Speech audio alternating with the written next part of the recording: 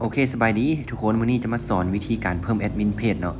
เวลาเดี๋ยวนี้มันมีการสับเปลี่ยนแบบใหม่บางคนก็อาจจะยังบ่ทันรู้เดี๋ยวเขาเข้าไปที่เพจเลยทุกคนเด้อเนาะเขาเข้าไปที่เพจเลยโอ้โหสัญญาณ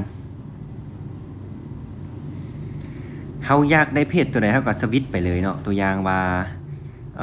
ซีเพิ่มแอดมินเพจตัวนี้กันแล้วกันเนาะโอเคเขาต้องเข้าไปที่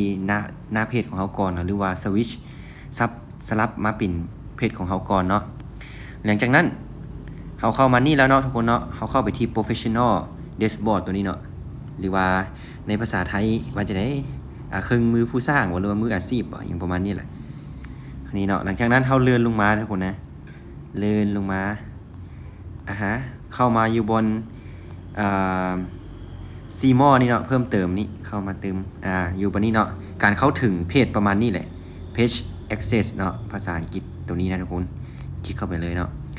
มันจะมี2บอลให้เราเลือกเลยทุกคนนะจะมี add new นี่แล้วก็กับ add new ตัวทางถึงเนาะ2บอลตัวนี้เนาะตัวทางนี้ตัวนี้แล้วก็กับตัวทางลมตัวนี้เนาะมันจะมี2บอล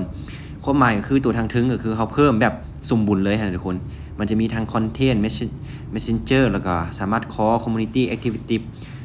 activity เนาะแล้วก็ add inside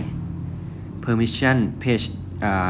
deletion หรือว่าการลบเพจอย่างก็ได้เบิดการเพิ่มคนใหม่อย่างก็ได้เบิดเนาะแต่ว่าตัวทั้งลมนี่มันจะเพิ่มได้เฉพาะบางกรณีเท่านั้นเนาะบ่สามารถที่จะลบเพจได้หรือว่าบ่สามารถที่จะน่าจะเพิ่มคนอื่นได้นะทุกคนแต่ว่าบ่สามารถที่จะลบเพจได้เนาะตัวทั้งลมนี้เนาะถ้าว่าเจ้าซีให้คนอื่นยิงแอดโฆษณาให้หรือว่าดูแลคันบ่มั่นใจเจ้าก็เพิ่มตัวทั้งลมนี้เนาะแต่หากว่าคันเจ้ามั่นใจก็เพิ่มตัวทั้งลมตัวทั้งทึงให้มันสมบูรณ์เลยเนาะทุกคนโอเคตัวนี้ค่อยสิเพิ่มตัวทั้งลมนะตัวนี้เนาะโอเคเนาะ next เลยหลังจากนั้นเขาใส่ซื้อผู้ที่จะมาดูแลนะทุกคนนะเขาใส่ซื้อผู้ที่จะมาดูแลเนาะพิมพ์ใส่หลังจากนั้นได้ซื้อแล้วก็คลิกใส่เลยเนาะอยู่บนนี้แหละมันจะให้เราเลือกนะทุกคนนะว่าเขาซีเพิ่มตัวใดบทบาทตัวใดเน่เนาะมันจะว่า inside กับ see how to page content and ads perform เนาะคือเขาสามารถเบิ่ง content เบิ่งประสิทธิภาพของการโฆษณาได้ตัวที่2มาก็คือ add create manager delete and ads for the page ก็คือเขาสามารถลบหรือว่าอย่าง add ได้เนาะตัวต่อว่าก็คือ content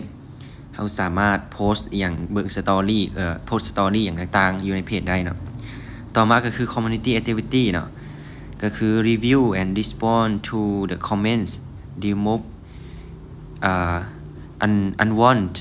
แล้วก็ content and report activity เนาะก็คือเขาสามารถไปคอมเมนต์หรือว่าตอบโต้อย่างในคอมเมนต์อย่างใดก็คือกิจกรรมต่างๆนะทุกคนและอันสุดท้ายก็คือ message and calls ก็คือเขาสามารถโทรหรือว่าส่งข้อความหาลูกค้าอย่างใดเนาะก็แล้วแต่เนาะบทบาทค่อยอธิบายไปแล้วทุกคนที่ติ๊กเอาตัวไหนก็แล้วแต่นะทุกคนนะอันนี้ค่อยติ๊กหมดเลยเนาะแล้วก็ต่อไปเลยหลังจากนั้นใส่พาสเวิร์ดนะทุกคนนะใส่พาสเวิร์ดเนาะพาสเวิร์ดอัน Facebook ของเขานี่แหละโอเคเรียบร้อยทุกคนเนาะมีแต่รอท่าให้อันผู้ที่เขาเพิ่มไปครับแล้วก็สามารถให้เขาเจ้าแบบลิ้นได้เนาะทุกคนเนาะอันนี้ก็คือ30มื้อคันถ้าว่า30มื้อ31มื้อเขาเจ้าบ่ฮับก็คือปิดไปเลยเนาะนี่คือการวิธีเพิ่มแอดมินแบบง่ายๆเลยทุกคนเด้อ